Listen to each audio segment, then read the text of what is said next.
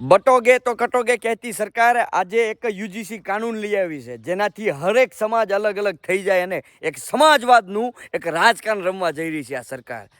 UGC એટલે આ નિયમ શું છે? એક યુનિવર્સિટી કેમ્પસમાં કોલેજમાં કોઈ પણ એસટી એસસી કે ઓબીસીનો કોઈ પણ દીકરો હોય, બરાબર છે, એને કોઈ પણ જનરલ કેટેગરી વાળો એને જાતીય સૂચક શબ્દો અથવા ભેદભાવ કરશે તો એની ઉપર આ યુજીસી કાનૂન લાગુ પડવામાં આવશે.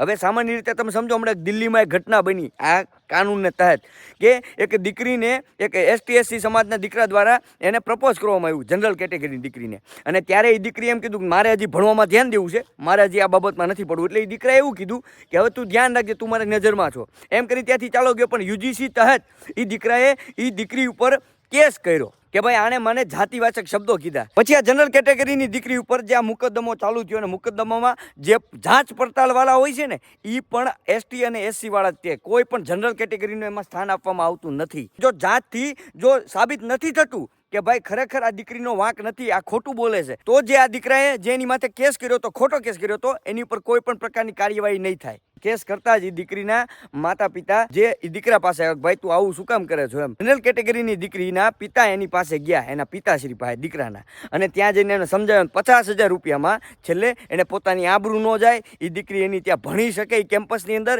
એ માટે થઈને એને સમાધાન કર્યું. આવી ઘટના દિલ્હીની અંદર પહેલો કેસ આ બન્યો છે. હવે આના તહત આવા કેટલા કેસો બની શકે?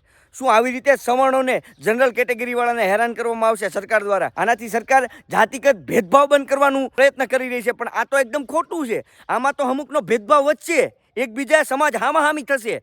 આ યોગ્ય નથી, આ અયોગ્ય નિર્ણય છે. શિક્ષાનો મતલબ સમાન અવસર અને વિચારોની આઝાદી હોય છે, નહીં કે એને તમે નાના નાના સમાજના ટુકડાઓમાં વહેંચી દો.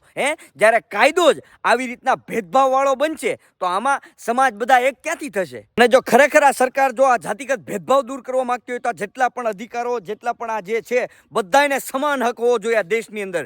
એવી રીતે આખો એવો કાયદા વ્યવસ્થા ઊભો કરો. આ યુજીસી કાનૂનનો સખ્તમાં સખ્ત વિરોધ કરું છું. હરેક સમાજ જેટલા પણ 18 વર્ણ છે, એસટી એસસી ઓબીસી અને જનરલ, બધાને કહીશ, જો હળી મળીને રહેવું હોય ને તો ખરેખર આવે કોઈ કાનૂનની જરૂર નથી. બધા એક થઈને રહ્યો અને અનેક થઈને રહ્યો. અને આ વિડીયોને હરેક લોકોને શેર કરો, જેનાથી આ યુજીસી કાનૂન ઉપર પાબંદી લાગે અને આ કાનૂનને પાછો ખેંચવામાં આવે, જેનાથી હરેક સમાજ એક થઈને રહી શકે.